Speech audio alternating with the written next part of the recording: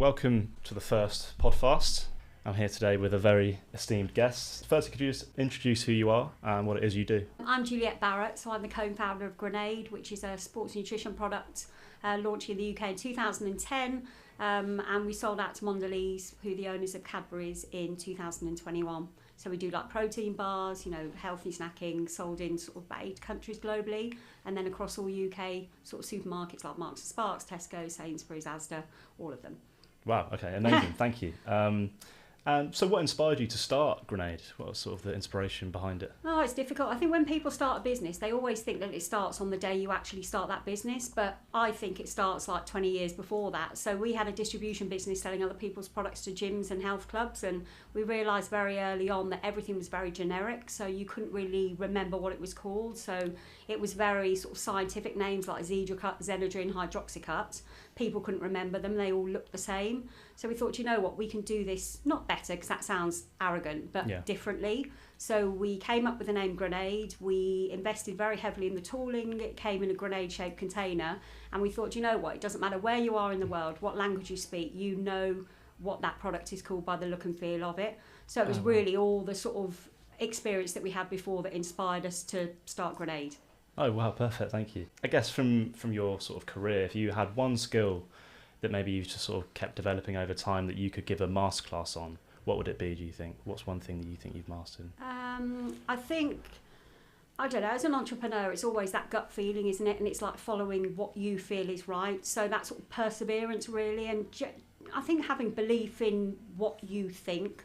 I know that's a bit of a rubbish answer, but you've got to be stubborn, you've got to be confident, you've got to be brave, you've got to be persistent. It's everything. But I think that gut feeling and following what you do and knowing that you're doing the right thing is the one thing that people should really sort of hone in on. Okay, so more of a mental thing, sort of more of a motivational thing. Yeah, definitely. Okay. And never, you're always going to question yourself, but I think it's about sort of making sure that you have that feeling that you're doing the right thing, no matter how hard that day's been or that week. Yeah. Deep down, you're doing the right thing. Okay, yeah, perfect. So what would the highest high from your career or the lowest low be? And we don't have too much time, so which one would you want to answer maybe? Yeah, it's difficult because really the highest high should have been the sale to Mondelez in 2021, because when you set up your business, most people do it because they know they're going to get that exit. Yeah. But actually for me that was probably the lowest low. And that sounds stupid when you've got a shed load of money going into your bank account. But for me, that was me exiting Grenade. That was my baby that had gone to a new owner. So that, in a weird way, was probably my lowest low. And I think I compared it to having like root canal, which probably isn't the best thing. I think the highest high, building the team. So seeing how the staff are at Grenade and, taking them out and all that. And, that real good, genuine feeling that people have for the brand. That was definitely a high. And very, very weirdly, even now when I still go out for a walk and I see a carb killer wrapper on the floor, I'm really proud. So I think not maybe litter bugs, but seeing your product on the shelf, I think that's a real high for any sort of entrepreneur brand owner. Okay, amazing, thank you. So what does success look like to you? It's really difficult. It was difficult. No, because I find it really easy now, because you get asked this a lot. And, I don't think I've been successful. I've been lucky. There was good timing. I've been on an amazing journey. But for me, success was never about selling the business. It was never, ever about the money. Yeah. I always say, for me, success is now I don't have to do anything I don't want to do. Right, okay, yeah. And I think that's the biggest gift. If you do everything, you wake up and you think, everything I'm going to do today, I want to do. Yeah. And for me, you've nailed it if you can do that. Yeah, definitely. I think that's definitely where I'm aspiring to get to, I think. So you have to get up at 9 o'clock and go, oh God, I've got to go to work. Yeah, definitely. And just to finish off the more serious questions, what would one piece of advice be that you would give to aspiring entrepreneurs?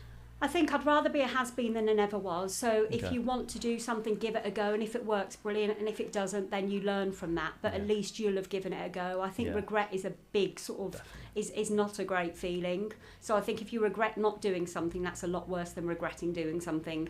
100%. Yeah, I agree, definitely. Well, thank you so much for answering those questions. We'll have a few maybe more fun and more controversial questions now. Okay. They're coming up on the screen now.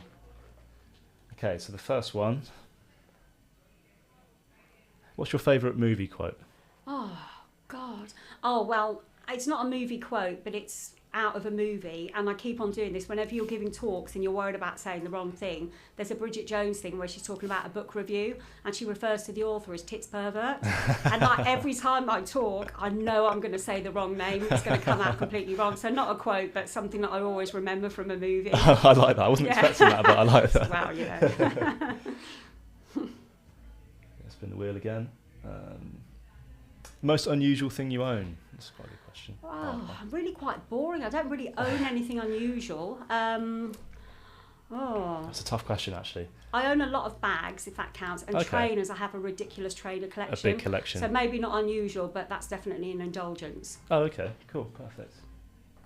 Okay. I own an unusually high amount of trainers. How many pairs could you? Lots. I mean, we're talking like I could have a shop. Oh, really? Yeah, all in boxes, never worn. Okay, would you rather have a super long nose or a super long tongue? This is a tough one. I always have the question, would you rather be really long with short arms, really tall with short arms, or really short with long arms? And we always say, well, you don't want to have them draggy on the floor. Yeah. So I think I would really like to have a super long tongue. Yeah, I think you could get into a lot more trouble with that.